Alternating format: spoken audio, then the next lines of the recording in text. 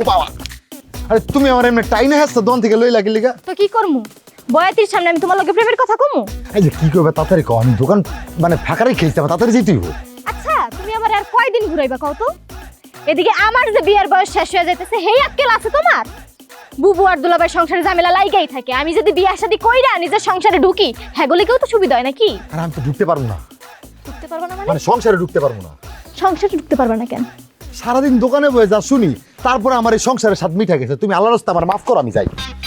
আরে হারামজাদা কয় কি? এই আমি কি ভিক্ষু? ভিক্ষা চাইতাছি যে তুমি আমার মাফ করবা? 4 বছর আমার লগে প্রেম কইরা এখন আইছে মাফ করো না? আমি তো তোমার মাফ করবো না, তাহলে কি করবা? বিয়া করবো যাক ভালো, আলহামদুলিল্লাহ। কারে? তোমার। আরে যাও, কি কও? আমি বিয়ে শাদী করতে পারবো না, তোমার পা ধরে ধরে তুমি আমার মাফ করো।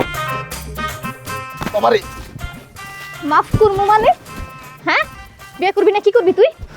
আরে দেখো, বিয়া করবো না ঠিক আছে, কিন্তু আমি চাই তোমার সাথে প্রেম করতে। সারা জীবন তোমার সাথে প্রেম করবো, কিন্তু বিয়া করবো না, কারণ বিয়া করলেই জীবন অসুন্দর। ঝামেলা অসুন্দর তোরে এমনি কইলে লাভ হইব না, সোজা আঙ্গুলে গিয়ে উঠবো না, তোরে পিড়াই তৈব লাঠি কই। ওরে বাবা, বিয়া না করতে লাঠি খুঁজতেছো, বিয়া করলে জানি কি করবো? আল্লাহ গো! খারাপ কই ও বাবা! গোলামের পুত খারাপ। বিয়া করবি না দা? তোরা না হেদিন আমি বুঝাই কইছি যে আমার হালির লোকের প্রেমটা করিস না, কোন সাহসে গেছ?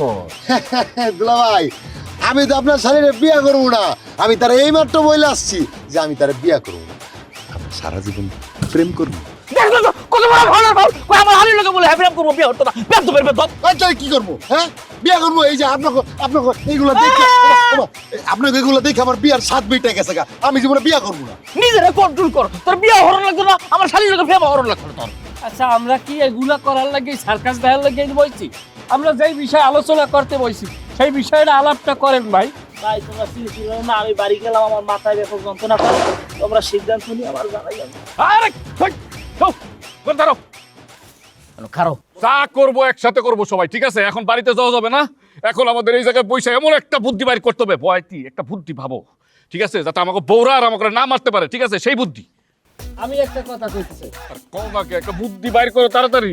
তোমরা যে জাতি আছো তোমার উদ্দেশ্য ময়লা ময়লা সম্মানের সাথে কি করো? ও কথা দেওয়া থাকতো সব সময়। বিসমিল্লাহির রহমানির রহিম। উপস্থিত সম্মানিত হাজিরিন, দোস্ত একরাম, উপস্থিত বিভিন্ন ধর্ম বর্ণের মানুষ, সবাইকে আদাব, নমস্কার, আসসালামু আলাইকুম। এবড়া জানো বিভিন্ন ধর্ম বর্ণের মানুষ হইছে কম আন্দাজি কথা কখন রে? গৌরমিয়া কথা শেষ না হওয়ার আগে কথা কম না, বাবা ঢুকাই দিলা। আরে এই